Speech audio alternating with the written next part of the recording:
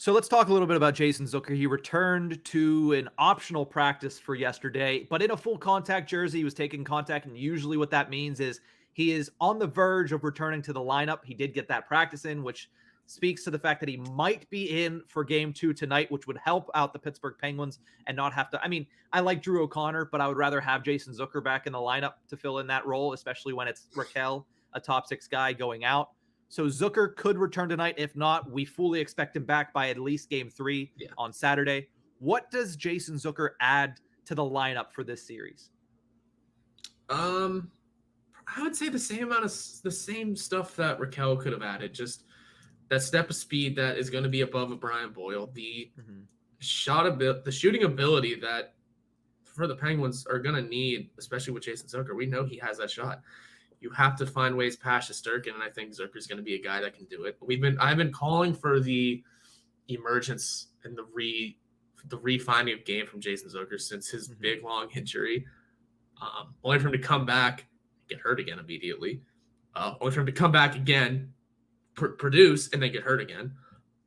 I think what he brings to the table is another level of that scoring ability, and just now that it's the postseason. I mean, like I said, I've been calling for his return to form for a while. Now that it's the postseason, amp it up a little more. He has to find an extra level to that return. So the revenge tour needs to be back on after multiple delays. That's for damn sure. That's what I'd say he definitely brings to this table. The big thing for the Penguins for their success in game 1 was their forecheck. They pressured Adam Fox. They pressured Ryan Lindgren. They pressured K'Andre Miller, and that stifled the New York Rangers' zone exits, and that's what turned the tide in the Penguins' favor.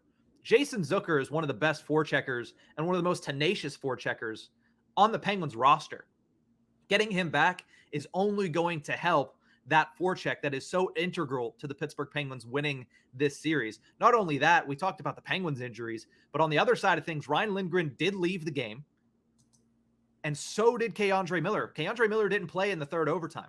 If neither of those guys are in, then you get guys like Justin Braun in there, and you can really take advantage of that forecheck because these defensemen are not known for being as great of puck movers as a guy like K'Andre Miller is. And Lindgren and Fox have been together for so long, that throws Fox off his game a little bit too.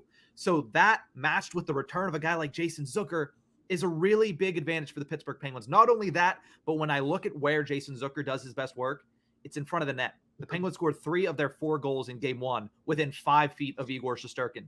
You don't think Zucker is going to be sniffing around Shesterkin trying to find garbage goals?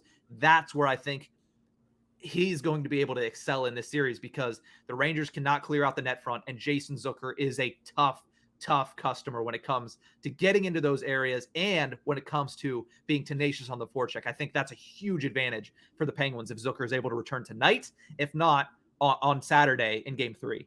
He also just has to remain healthy now. That's a big thing.